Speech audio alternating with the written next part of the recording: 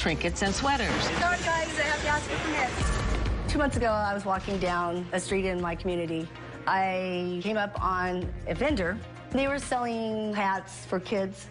My job is to make sure that everybody has a permit that's out there. As I walk in street ordinances, you have to have a permit if you're selling anything on the sidewalk. I don't know if she had a permit because the guy all of a sudden came out of nowhere, and I just kept on hearing, here we go, here's another permit Betty. She's got to mess with people that just trying to make a living. It was a black man that racially profiled me. He didn't know what my business was. I was not calling the police. He thought I was just being another white woman being nosy, harassing a lady that was Hispanic. I did hear him say, let's make her go viral. Let's make her lose her job. Let's let her go viral, ladies and gentlemen. That is exactly what happened. I got suspended the next day. I got hate mail. My whole life got taken away because somebody said I was a white racist. The white privilege movement was definitely a key factor in what happened to me. The white privilege movement is dividing us.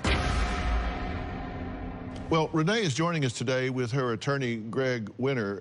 We always hear the term guilt by association, but there's another concept that bothers me that's guilt by accusation that has nothing to do with what actually happened, just by accusation. Is that what happened here?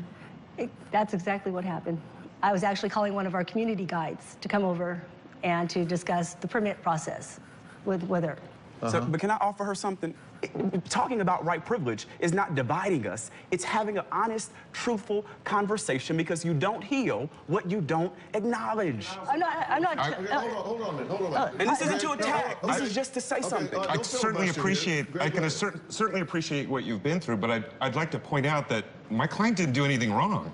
This gentleman who took this video didn't take the time to even approach her and say, what are you doing? He wanted to go online and turn my client into a villain. God bless you, because nobody wants to be put in that position of being unfairly judged, which is what so many people of color experience every day. But I'll tell you this, I'll flip it and say this. It's not that the white privilege movement, as you put it, is dividing us. It's the fact that if so many white folk weren't acting like they were doing your job, let me interrupt then you might not be able to. Let me interrupt you for a minute. Sure. Does anybody want to take a minute to acknowledge that this woman was falsely accused and lost her job? I started with that. Yeah, you gave it about 3 syllables, and that needs to be acknowledged. But Dr. Phil, can I be honest here? Can I be honest? Let me say, if we're going to be honest, partly your response is indicative of a kind of white privilege that the anger is directed toward. And I began, let me finish. I began by saying, nobody wants to be in that position. Many people of color are. That's the kind of thing I think we have to address. Tommy, law enforcement is painted with a brush when they're doing their job 99% of the time. And are there bad apples in that barrel? Of course there are. But the accusation can be made. It makes your job hard to do. I've been an officer for 20 years in Arkansas, and I had to, come to the realization that I was born into white privilege.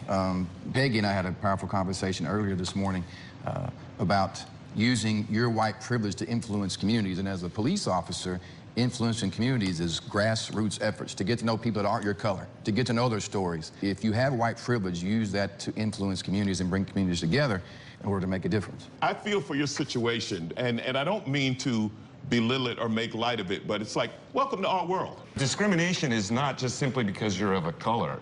It applies to women. Please it don't applies tell to me people what who have money. We're going to talk to a 23-year-old African-American legal assistant made headlines when he claims he was hit in the head by a pizza peel by a restaurant manager. We'll discuss how privilege fits in this story when we meet him next.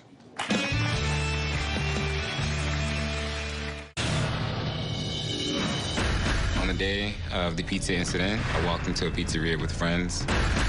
I got my pizza.